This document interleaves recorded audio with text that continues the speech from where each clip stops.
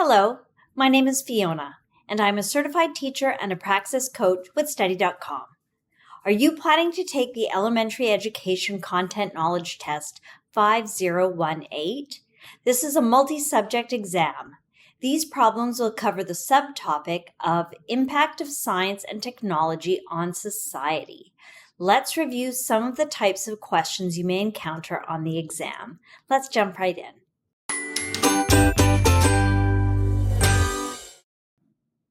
Problem number 1. Which of the following types of vaccines is created by killing the pathogen and using it as the vaccine itself? Live attenuated vaccines. These vaccines use attenuated, in other words, weakened, form of the virus or bacteria, the germ. So that's not the correct answer.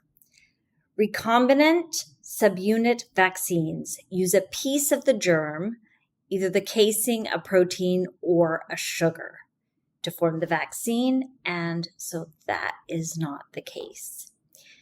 Inactivated vaccines, in fact, are created by killing the pathogen and using it as the vaccine. So this is the correct answer, but I want to talk about toxoid vaccines, which use a toxin formed by the disease-causing germ. So that's what a toxoid is, but not the correct answer here. The correct answer is inactivated vaccines. Problem number 2.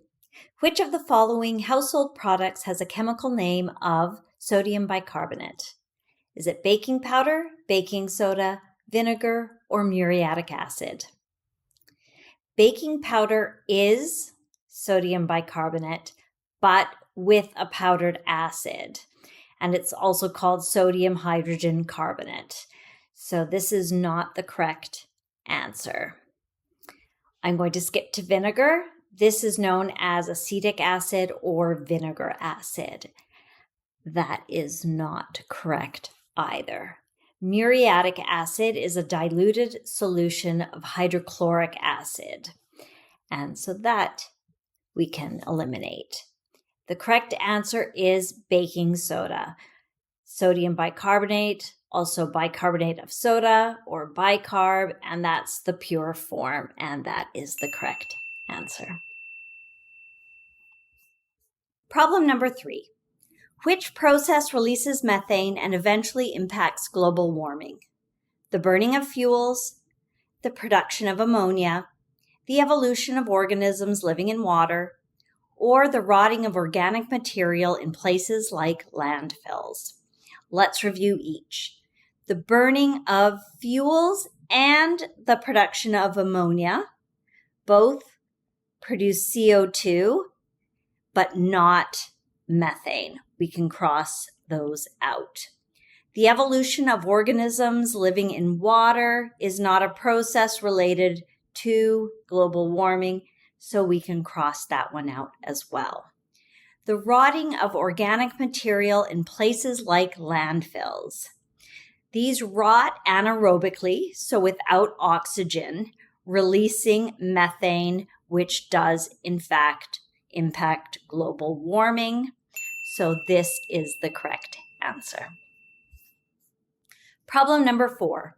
Which term refers to predators' increased consumption of chemicals because of their position in the food chain?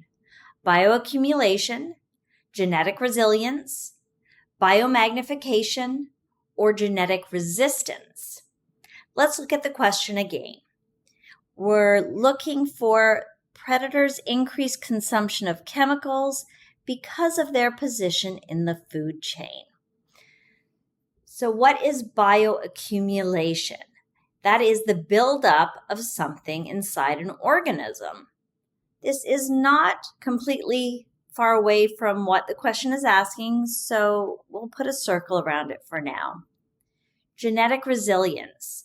This is protection against a disease despite genetic susceptibilities and or risk factors. So I think we can eliminate that safely. Biomagnification is the buildup of more dangerous amounts of toxic materials than animals lower on the food chain. Now, this is very much like our question, lower on the food chain. So predators are higher on the food chain and they have an increased production of chemicals, which we could call toxic materials. So I think we can scratch this one off, and this is now my favorite. Genetic resistance. This is the capacity of certain organisms to tolerate conditions that the non-adapted cannot. And I think we can eliminate that one. That is not anything to do with our question. So what term refers to predators' increased consumption of chemicals because of their position in the food chain? We can confidently say it's biomagnification. I hope I was able to answer your questions so that you now have a better understanding of the types of questions you will find on the exam. Please remember to like and subscribe to this channel so that with Study.com's help, you will feel confident and prepared on exam day. Bye for now.